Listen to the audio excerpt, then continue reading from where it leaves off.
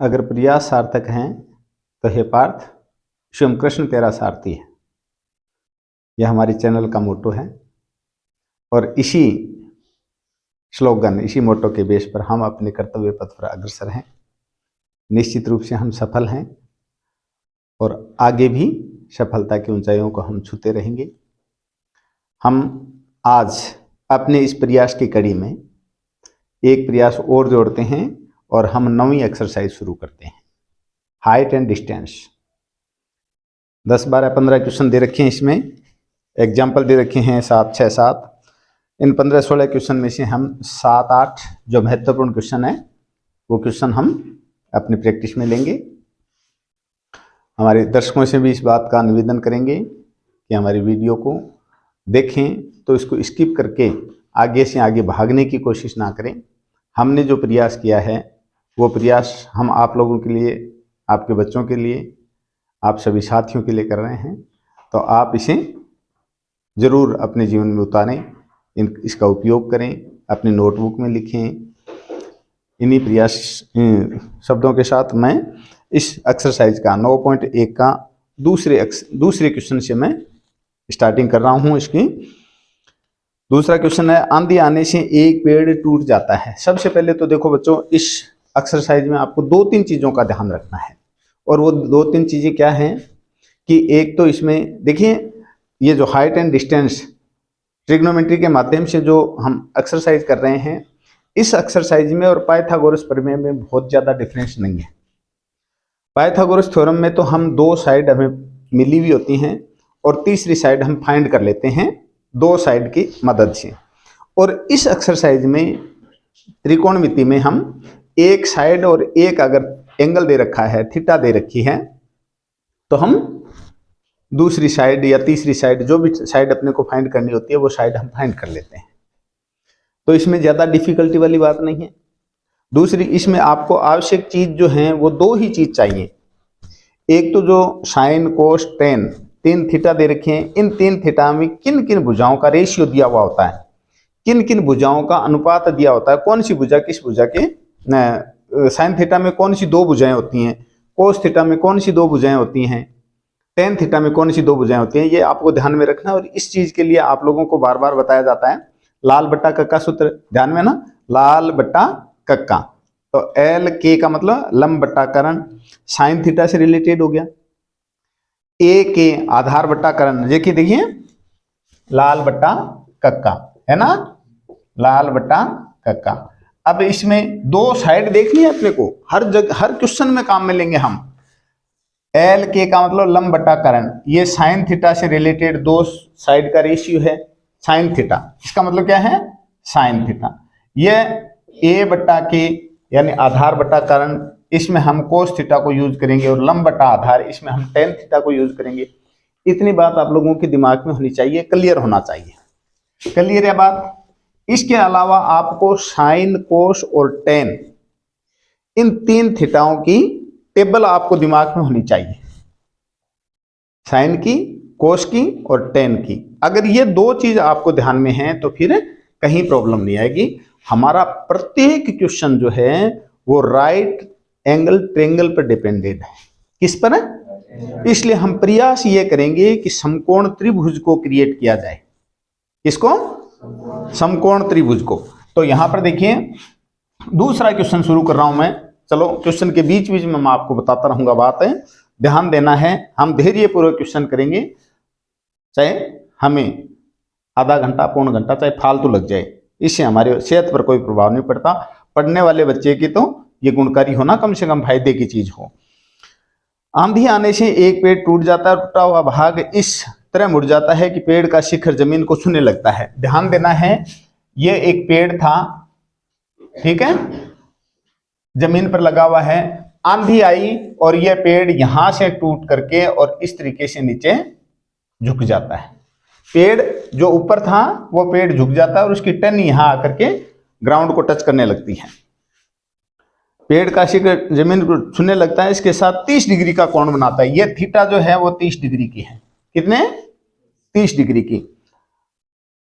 जहां पेड़ का शिखर जमीन को छूता है 8 मीटर की दूरी है, यह दूरी 8 मीटर की है। शिखर यह है पेड़ का, जो पहले यहां था अब यहां है, और ये 8 मीटर की दूरी पर है, पेड़ से 8 मीटर की दूरी पर यह जमीन को छूता है, तो आप इसकी टूटने से पूर्व की लंबाई ज्ञात कर लो। इसको मिटा दूं ऊपर वाले को, चलो छोड़ दो, रहने दो। ये एक ट्रायंगल बन गया ना, ए बी सी, समकोण त्रिभुज है। दिया हुआ क्या है, हम पढ़ रहे हैं एक्सरसाइज 9। दूसरा क्वेश्चन है, दिया हुआ क्या है इसमें, दिया हुआ है एक तो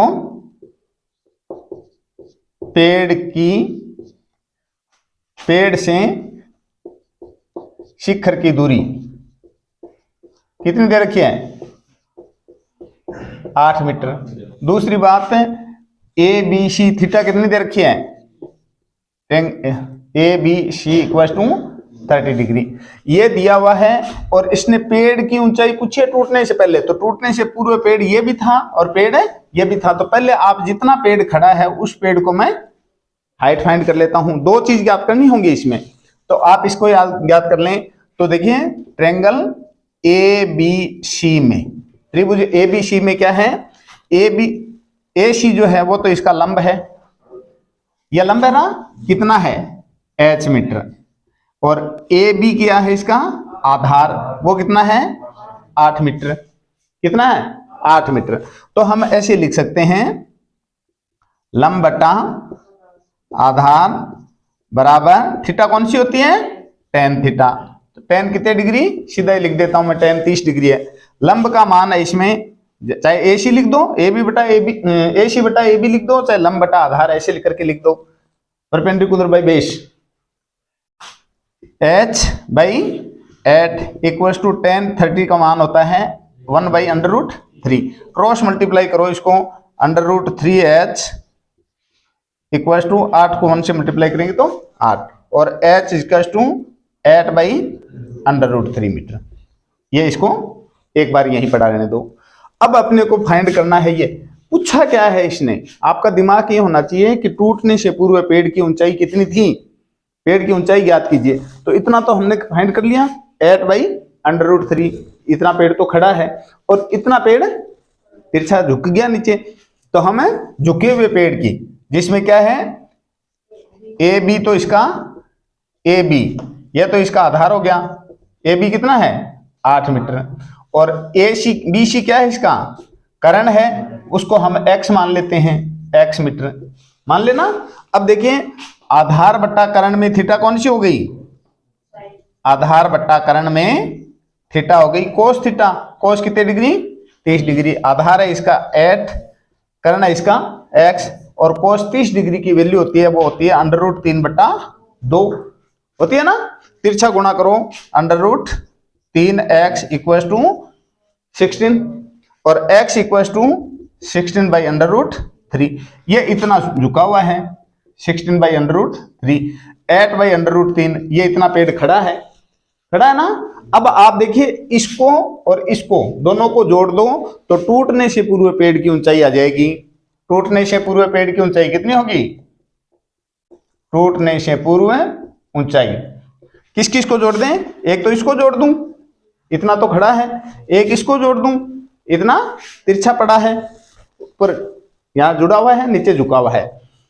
तो 8/√3 प्लस 16/√3, दोनों को एलसीएम लेंगे तो √3 आ गया, नीचे वाली संख्या से डिवाइड किया 1 आया, 1 को 8 से मल्टीप्लाई करेंगे तो 8, और इसी प्रकार से ये, तो ये 24/√3 आ गया ना।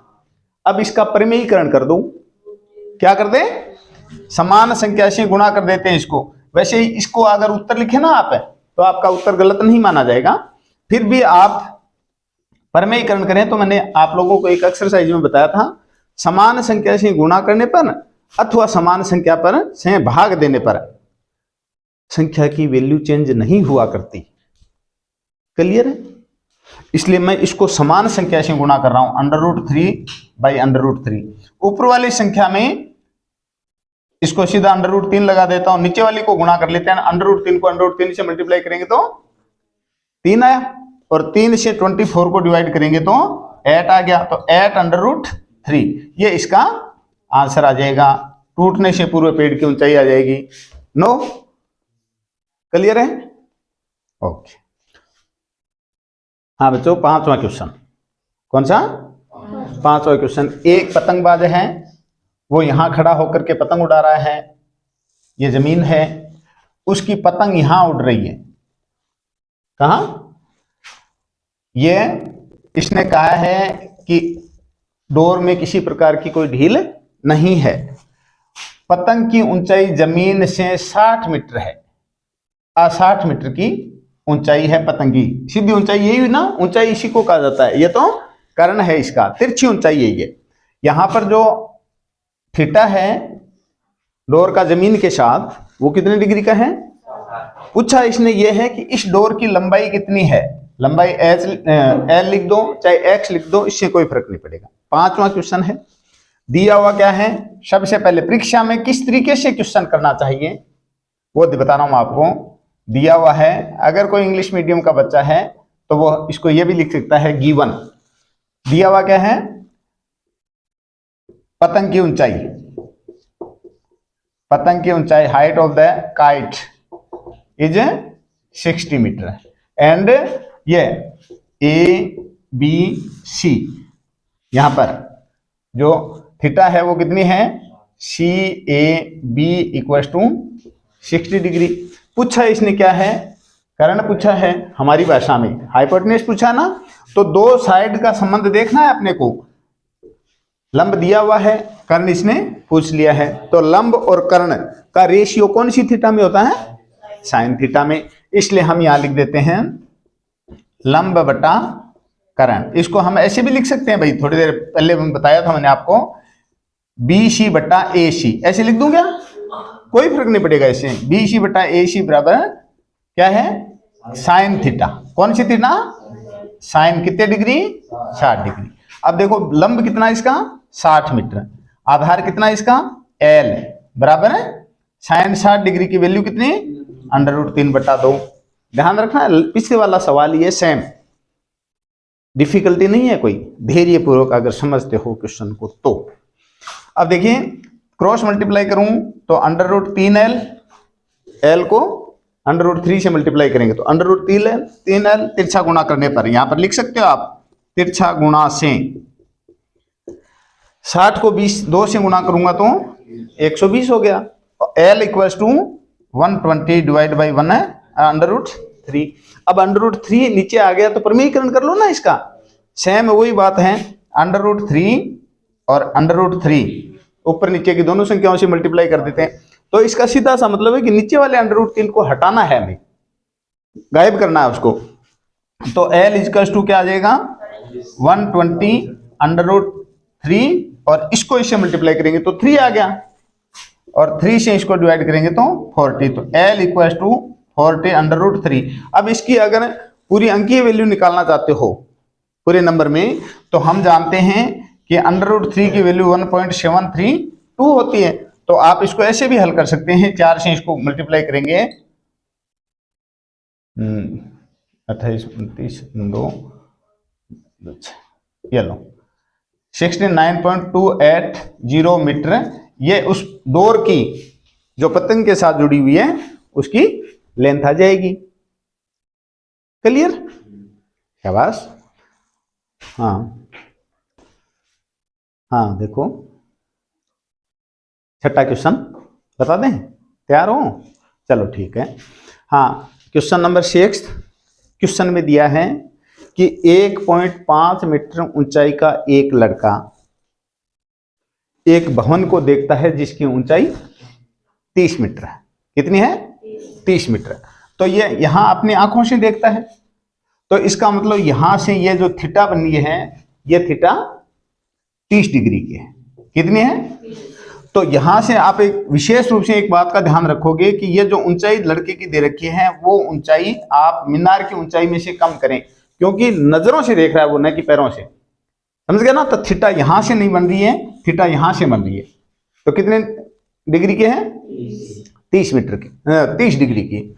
अब बच्चा कुछ दूरी पर चलता है, यहां तक आने के बाद वो फिर मीनार को देखता है, मीनार के शिखर को देखता है, और अब की बार जो थीटा है वो 60 डिग्री हो जाती है। कितनी हो जाती है? तो आपको इस नीचे वाले जो क्राइटेरिया दे रखा है इससे अपने को कोई मतलब नहीं है।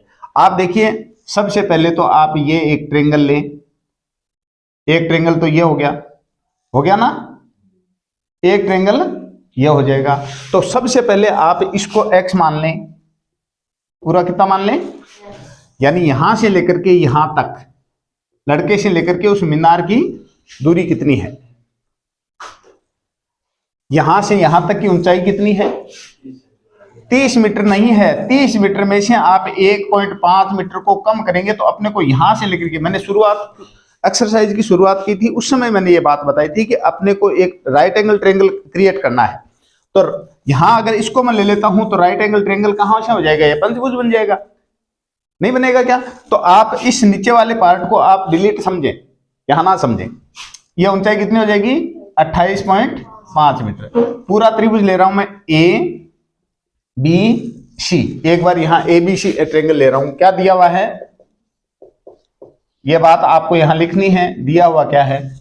उसके बाद देखिए लंब कितना है इसका, लंब 28.5 मीटर और ए बी जो आधार है वो कितना है, आधार ए बी x मीटर ले लें। त्रिभुज कौन से त्रिभुज में ले रहे हैं हम, त्रिभुज ए बी सी में, त्रिभुज ए बी सी में जो दिया हुआ है ना वो चीज आपको अपनी परीक्षा में नोट करनी चाहिए। मैं शॉर्टकट चल गया हूं थोड़ा सा। अब लंब का मतलब बी सी है और आधार का मतलब ए बी है, देख रहे हो ना आप।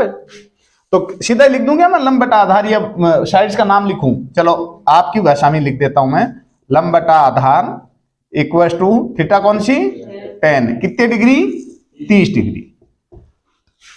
क्लियर है बात। लंब कितना है इसका, 28.5 मीटर, आधार कितना है इसका, x मीटर। tan 30 डिग्री की वैल्यू कितनी होती है, 1/√3। क्रॉस मल्टीप्लाई करूं तो x इक्वल टू 28.5 √3, ये इसकी वैल्यू आ गई, इसकी ए से लेकर के बी तक आ गई।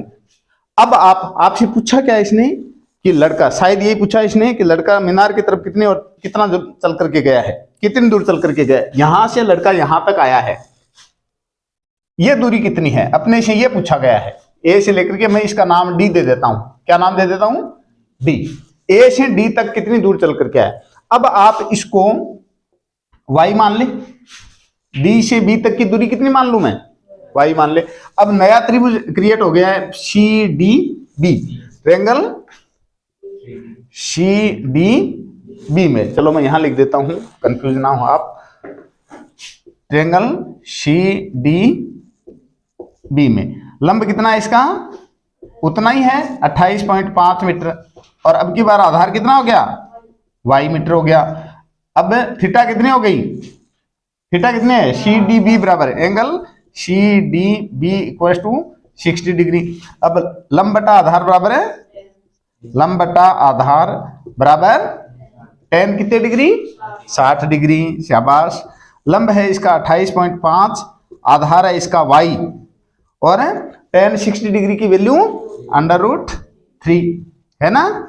क्रॉस मल्टीप्लाई करेंगे तो √3y इक्वल टू 28.5 और y equal to 28.5 divide by √3। Clear है। यहां से लेकर के यहां तक y आ गया, यहां से लेकर के यहां तक x आ गया ना। तो हम a से d तक की दूरी निकालें, a से d तक की अपने को दूरी निकालनी है, कितनी, a से d तक की। तो मैं ab में से bd को माइनस कर दूं ना, पूरी AB में से BD को माइनस कर दूंगा तो AD अपने आप ही शेष रह जाएगा। AB कितना मान आया था इसका, 28.5 √3, 28.5 √3। BD की वैल्यू कितनी आई है, 28.5 बटा √3। अब देखिए इसका एलसीएम मेथड से हल कर लेते हैं। इसको एलसीएम कितना आया, √3। नीचे वाली संख्या से डिवाइड किया जाता है, तो 1 से √3 को डिवाइड करेंगे √3 को जब इससे मल्टीप्लाई करेंगे तो देखिए मैं थोड़ा सा रफ वर्क करके बता रहा हूं, 28.5 √3 को √3 से मल्टीप्लाई करना है, तो आप इसको इससे मल्टीप्लाई कर लो, कितने आ गए, 3 को आप 28.5 से मल्टीप्लाई कर दो 5 या 15, 24 25 हासिल 2 और 6 2 8, कितने आ गया 85.5, 85.5 माइनस इससे इसको डिवाइड करेंगे तो आएगा 1, 1 से इसको मल्टीप्लाई करेंगे तो 28.5। अब दोनों को माइनस कर दो, 7 और 7 में 5 57/√3, ये 57.0 आएगा। अब इसका परिमेयीकरण कर लो, क्या कर लें, परिमेयीकरण करेंगे तो समान संख्या से गुणा कर देंगे √3/√3।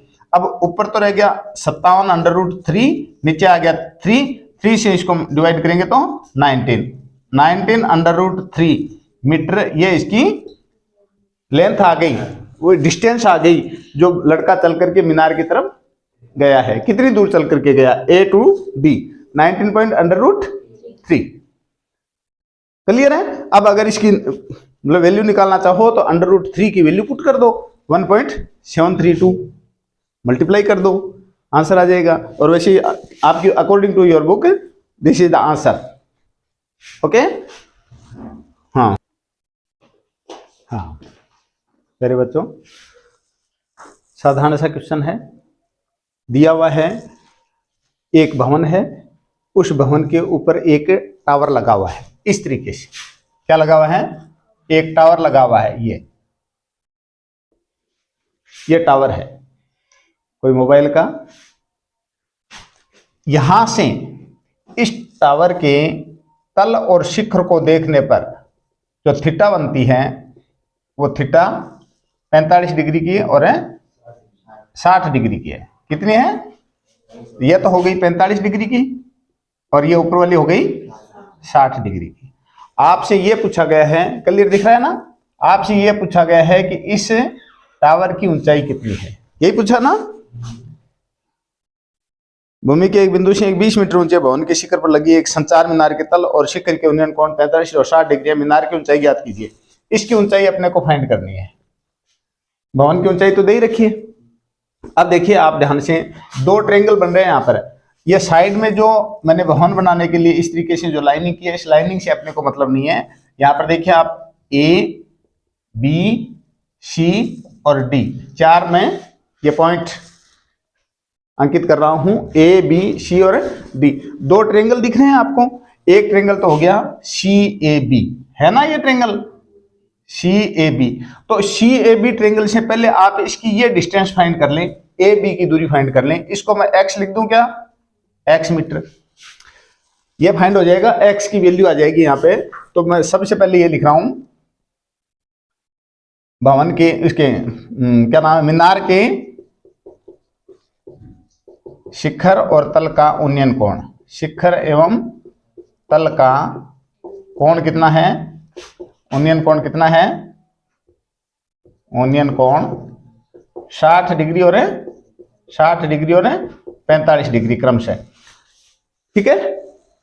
अब ट्रायंगल CAB में लंब बटा आधार लिखूं, आपकी लैंग्वेज लिखूं, लंब बटा आधार, क्योंकि यह लंब दिया हुआ है, आधार हम फाइंड कर रहे हैं। तो लंब और आधार में का रेशियो कौन सी थीटा में होता है, 10।